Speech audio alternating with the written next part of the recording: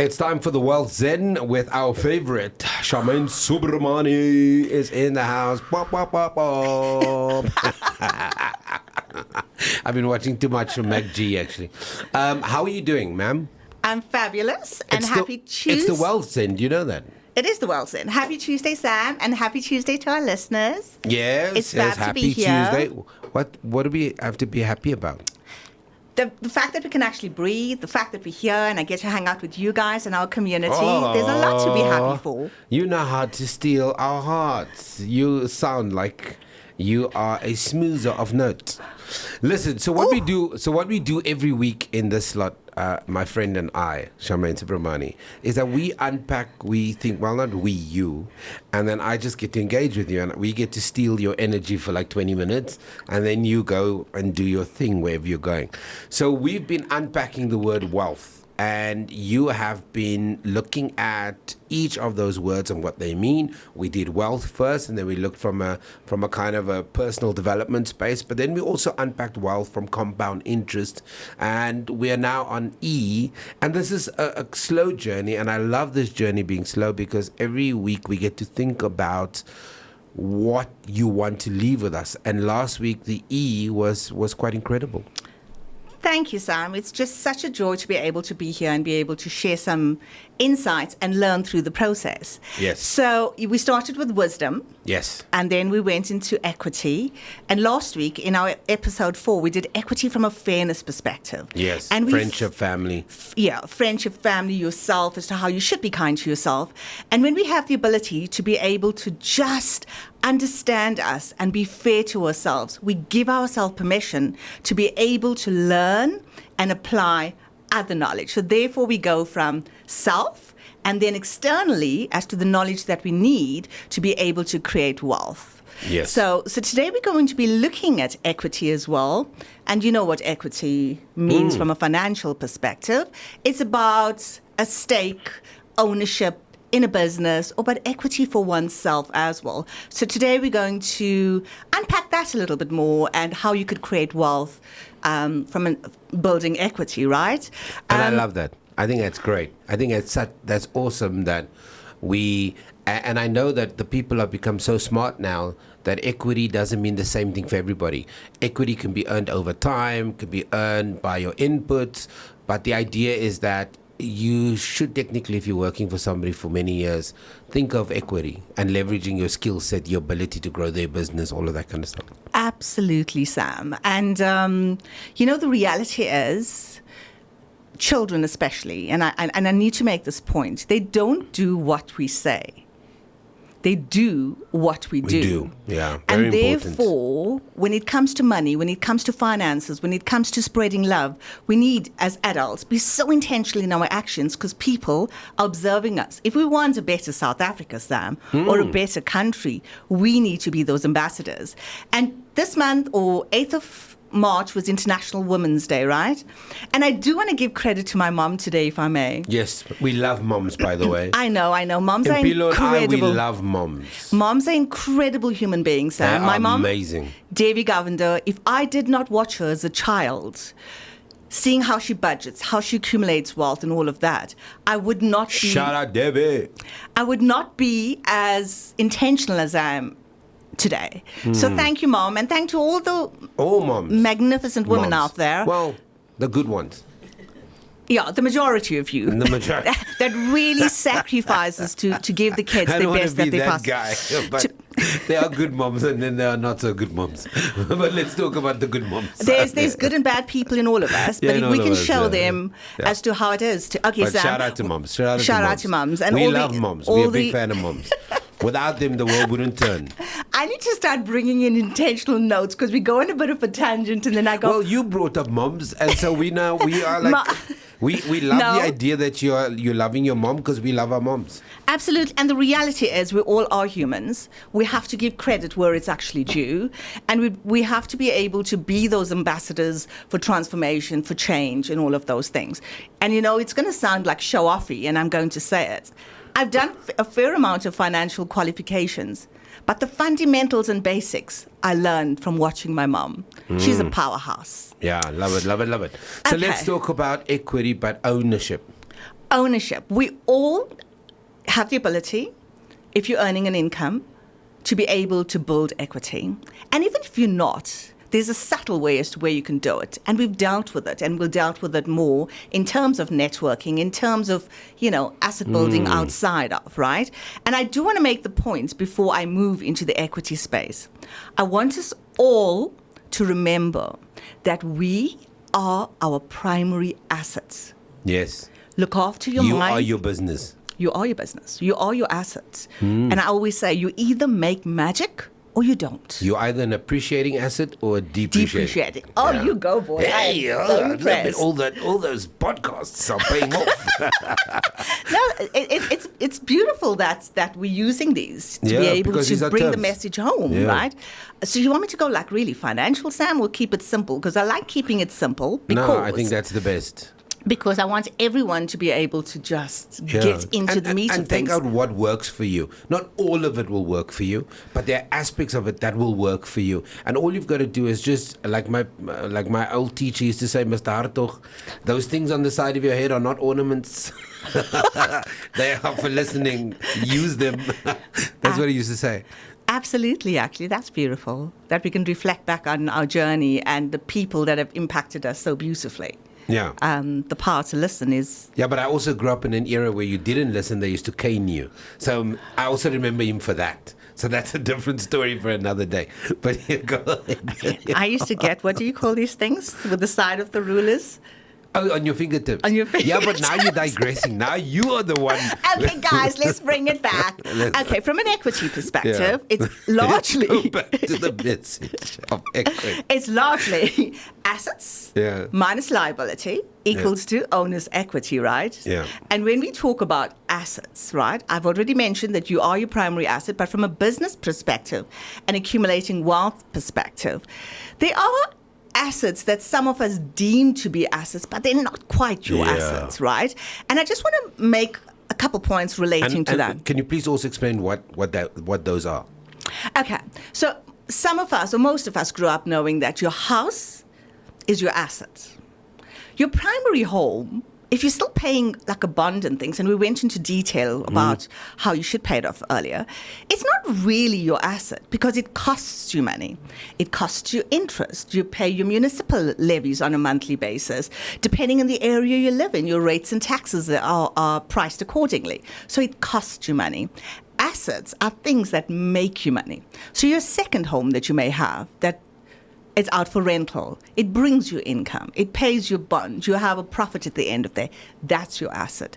In South Africa, we have a tendency to believe that our cars are our assets. Only some of us. No, you and I don't. My car Yeah. is 9 years old, and I'm keeping it for 20 years. Yeah, but it's still, but you drive like an old lady, so it's in good nick. You drive. I drive okay, whatever. Whatever. Okay, let's move on. And your cars are not your assets. They basically take you from A to B, and as soon as you drive it off that shop floor, it depreciates. And loses value. It loses value, right? So we need to be quite intentional about what assets is.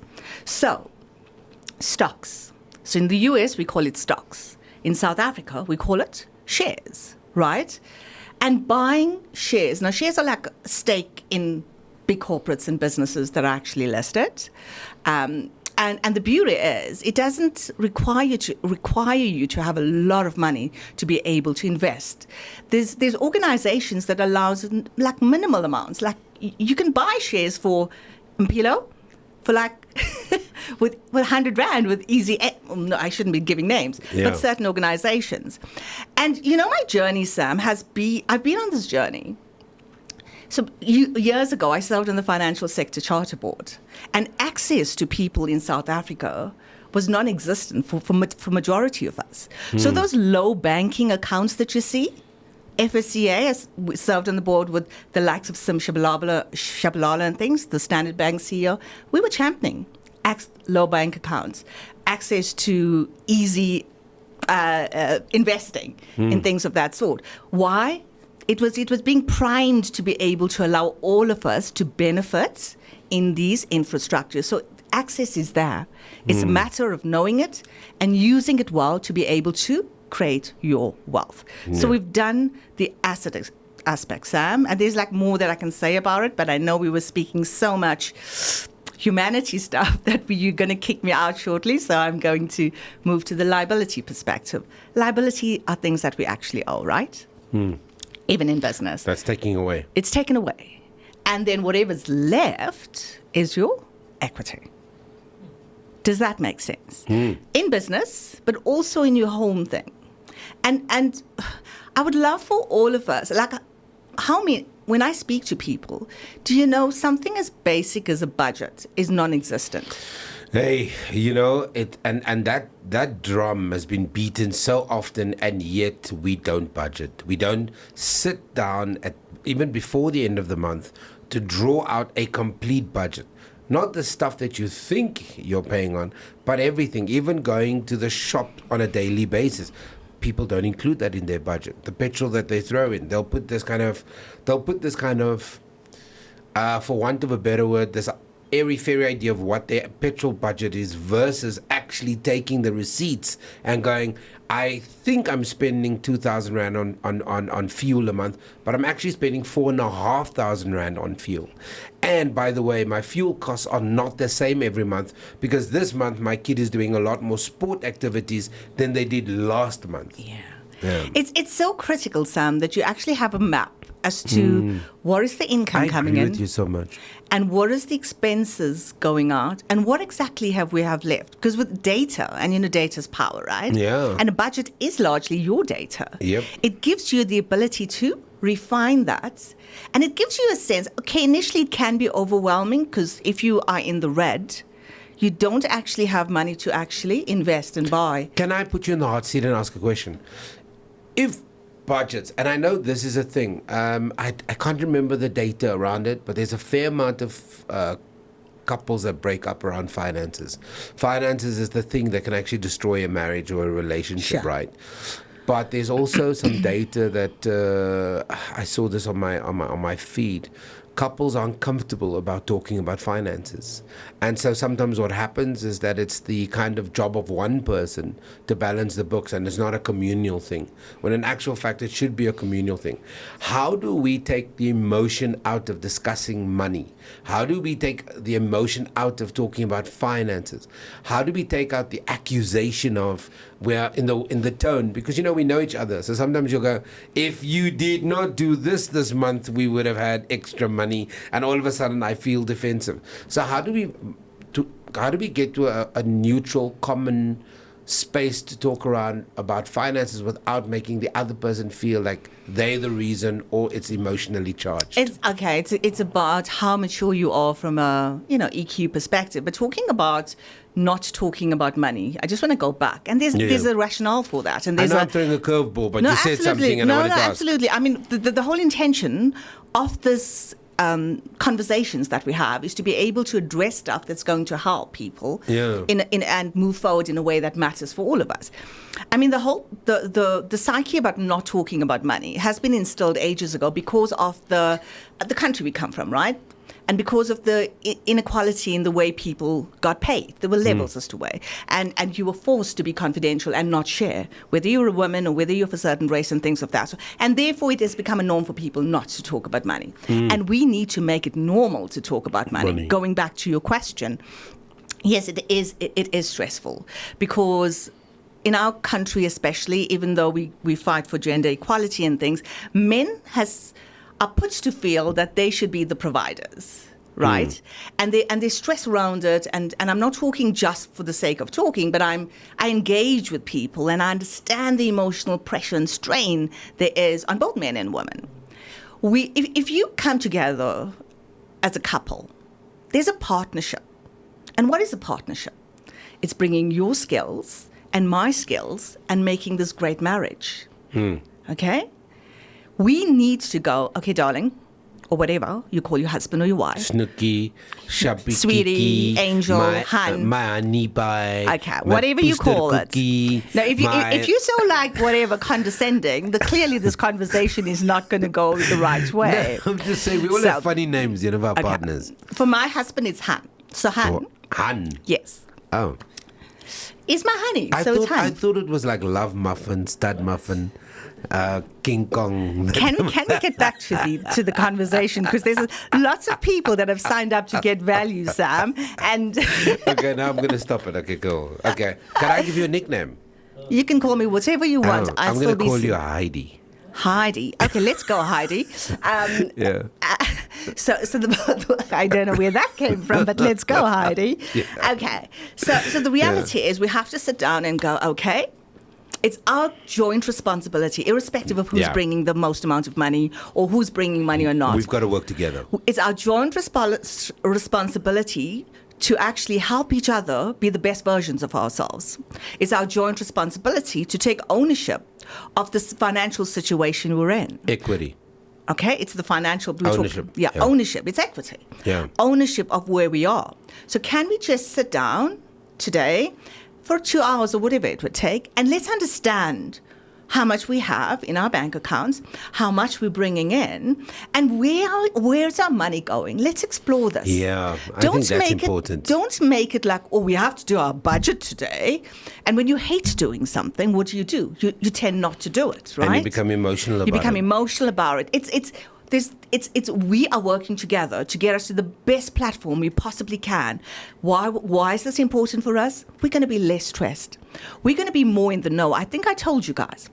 People would rather talk to their kids in terms of this research we did about sex rather than the financial situation. So let's understand. With understanding, we have a picture as to where we are currently. Fantastic. Tech. Okay? And then don't judge. Don't shout at each other. Acknowledge and pat yourself, because sometimes we don't, for the first step that you've taken. Just sitting down and Just being sitting willing to down. talk about the finances so we can dig ourselves out of this hole. If you are in the hole. Sometimes you might find you're not in a hole. It's just that you are not building equity. And you're spending money on all the wrong things. It may be wrong for you and I, Sam, because we're not car No, but lovers, I mean- but it could be important for them, because it is about life is. Okay, I like that. I mean, we all have different takes on life. We have. Yeah. So It's not let's the same thing. let's understand Let's that we be all generous. have different ways of where you wish to spend our money, right? But if it is causing arguments and stress, it's something you need to deal with. If it's causing arguments and stress, the reality is you probably don't have a grip on where you are. And there's a sense that we are spending on stupid things. But if we sit down and understand where we are and understand what is it that makes you tick, where would you like to spend money? What does make me tick? Where do I want to spend money? Okay, let's put a plan together to make a budget that allows for that spend. It's not like don't spend. It's spend with intention. Spend with building equity if that's important for you. And that's the journey we need. So step 1. Step 2, come back. Okay, we've done all of these. We've thought about it. How is it that we're going to journey together to be able to get to the next step? Are we in the red? How do we get ourselves out of the red? Do I need an advisor? Do I need a coach? Do I need somebody to hold our hand through this? And there's never judgment. We all have been at a place where we didn't have money.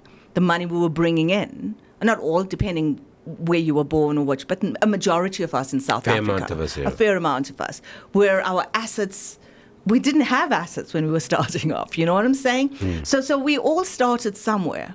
So we need to acknowledge where we are, because there's different levels of money. And I talk about it. I've actually written a book, Sam. One day we must talk about it. Like different levels, understand which level you're in and how we get out of there. And you don't have to go on this journey on your own. Trust me. When I say your own, as a couple, get outside resources. And trust me, it would be easier because you're tapping into the mind of somebody that's been on that journey. And what you would take forever to think about, they've got some solutions that may work for you. Not every solution is going to work for you. You have to be critical, and you have to not take everything supposed experts tell you. There's been some sharks out there, trust me. So you've got to do a vetting process. But we're obviously focusing on equity, and you're saying that ownership of one's finances, if you are, which in many ways, I think a marriage is also, if you really look from a business perspective, it's a functioning business. And I mean, if you had to do a SWOT analysis on your business, it would be interesting to see what is the strengths, the weaknesses, the threats, and the opportunities, which is a business term, that you would then impact us. Or that noise you're hearing is Charmaine blowing kisses at me. I'm a hugger and a kisser and a lover. But it's really about doing a SWOT analysis on the state of, maybe not your marriage, but the state of the finances, so that you can build that equity that we've been talking about. We talked about equity in friendship, and now we're talking about equity in business. And if you understand that relationship like a business, you'll be able to see where's the threats, where's the weaknesses, where's the opportunities. Where's our strengths? How can we bring in more money to be able to bring this? Because sometimes we're so stressed and overwhelmed about our financial situations. We don't use our skill sets to be able to bring us more. So deal with it. Don't. No, I love it. And you know, and the thing that I just want to jump in and say this is that this information, in all honesty, is not new. People have heard it in so many different ways, but we don't practice it. We don't, for multiple reasons. And the environment we live in, Sam, is such that it's not simple anymore. There's so much information. There's so much pressure in living up to the Joneses. In comparison to when we were growing up, Sam. And our core, when I say we, okay, Sam and I in our 50s, so I'm talking about Thanks that generation. For outing me. Okay, cool. I'm 54, Sam, so you're 50. I've been pretending to be 35 for the longest time. Whatever, Sam, but yeah, the reality is... Thanks for outing me. There's so much pressure now that you need to be so centered in who you are, and that's why we talk about you are your primary asset. And you know, I could go there like all the time, because if that is not bedded down, everything else we'll talk to will just blow over, because you are so overwhelmed instead of knowing where you are. And there are people right now listening to this, they're overwhelmed.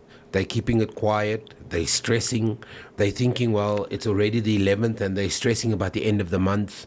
And it's a reality for a lot of people. And I sometimes feel sorry for those people, because a lot of the stuff that they're going through, they're also keeping away from their partners. Oh, really? And maybe they might have an environment where they think they can't share it, or maybe they're in an environment where they're not sharing it. But we're all going through our journeys. You know? Well, yeah, absolutely, Sam. And you know, life is hard, not just here in South Africa, internationally. Our unemployment rate is at ridiculous levels. There's a lot of people that don't have income, right? And there's a lot of people that don't have food on the table. So this information, you're probably thinking, like, what nonsense is this? Because we're battling, and I hear you and I sympathize, and I'm sorry for that. But if we are not intentional and start building up when we gain the knowledge, so when that income comes in, start putting away, we will never have the independence and freedom that we want. And Sam, you know my story. Yeah. Do you know what I'm saying? Yeah. You have to start and not go tomorrow when I earn more money, when I get more money, when I this. Even those little, like 5 Rand and 10 Rand. If you can cultivate the habit, Sam, and to our listeners, just cultivate the habit. Equity. Start doing the action. There's progress. You're moving forward. And that's what we want to do. We want South Africans to not stress about money. We want South Africans to be so hungry to know how to build equity that they are becoming entrepreneurs and so excited to go, you know what? I have value to give. I'm going to get money to share my value, and I'm going to be a productive, not wait for somebody else to give us jobs. And can I just add this? I think this is an important thing to add as well. You were going to say, sorry? No, sorry, Sam, you go. No, I was going to say that, you know, often in marriages, people, as you've said, we have different strengths. Some marriages are built where, for example, the husband is entrepreneurial, the wife isn't, but she's great support. Or the wife is entrepreneurial, the husband is not, but he could be great support, right? And that's all it needs. And sometimes what that takes is that if you are with somebody who has the capability to build wealth, you're a team player. Not everybody scores goals, right? Not everybody scores goals. Not everybody's a striker on the field. And your support of that person that you love could be the difference between that person making money and not. Absolutely, Sam. The reality is we all are different and we all are wired differently. If we could actually have conversations, Sam, we have less resentment and less stress. Because the reality of not having conversations creates resentment. And when there is resentment, what is it? You give resentment. So you create this unnecessary negative vibe that's not pushing you forward, but pushing you back. So start the conversation. Understand we all are wired differently, and be supportive if you want that marriage to work. No judgment. Oh, you always do this. You always buy a pair of shoes. You always. Okay, always. She did. Stop it. Start here. Yeah. You know what I'm saying? It's like, how do you... I may not bring the dough or the money, but I can support you. And this is what I'm going to take ownership for. Yeah. Do you understand what I'm saying? Very, very important. And this I is did the not E, do right? all the equity in So okay, you've got 30 seconds to go through the other E's. Oh quickly. no, we have to have another session to do the actual fundamentals and all of those things. Next week we'll do another session on the E and unpack the other fundamentals. But sorry for sidetracking you. I think it's an important question when you talked about finances to sometimes ask this. And in the nature of having a conversation, sometimes you go wherever it leads you or Absolutely. wherever the message kind of pushes you. And I think that's very, very important that we've got a more mature listenership. And there are a fair amount of people that right now are thinking about, oh my God, the end of the month is coming. I've got this. Or even from an equity perspective, and I want to say this as well. Sometimes people have value to bring into a business, but they're too scared to walk up to their boss and go, I've actually been here 25 years. This is what I've brought to this business. How can I earn my way to ownership? How can I earn my way to becoming a partner, a junior partner? We are too scared to have those conversations in the businesses where we can have those conversations. Sam, going back to our first episode, Yeah. when you see yourself as an asset and you build you as an asset, you have the ability to have this courageous conversation because you know your worth, right? And thank you for raising that, Mr. Marshall. Yeah, I'm just saying that there's so many ways to the path to ownership. That doesn't mean you have to invest money. And it's not coming from me. I mean, I watched an interview with Stephen Bartlett, and he had a great, I forgot her name now, and she talked about there are these different pathways to ownership that people never think about, especially in the businesses where it's easy. I mean, it's very difficult in a Facebook to walk up to Mark Zuckerberg and go, I've been here for 25 years, I think I should have equity. There are other ways to buy shares if you work for Facebook and stuff like that. But I think when you are... Sam, I disagree with you. Okay. If you have value to give, irrespective of who it is, you must be able to go and communicate that. Okay, you need maybe to be that's fearless. a debate for another day. Maybe you need to be fearless. You need to be fearless. Maybe the ones that are fearless are the ones that get what they want. Not necessarily. The ones that know their worth, the ones that are willing to do the work, the ones that are willing to take action, and the ones that's able to have conversations and go, it was just a conversation, no, he's okay, but I'm not stopping here. On that note, Sam, I have 30 seconds. I just want to say love and light to everybody, and thank you for having me, and I hope we landed something that resonates with somebody, and please do believe you have value to give, and go and implement. And you're an asset. Essentially. Absolutely. We all are assets. We just need to build as to how valuable we are. Tune in to the Social Impact Show.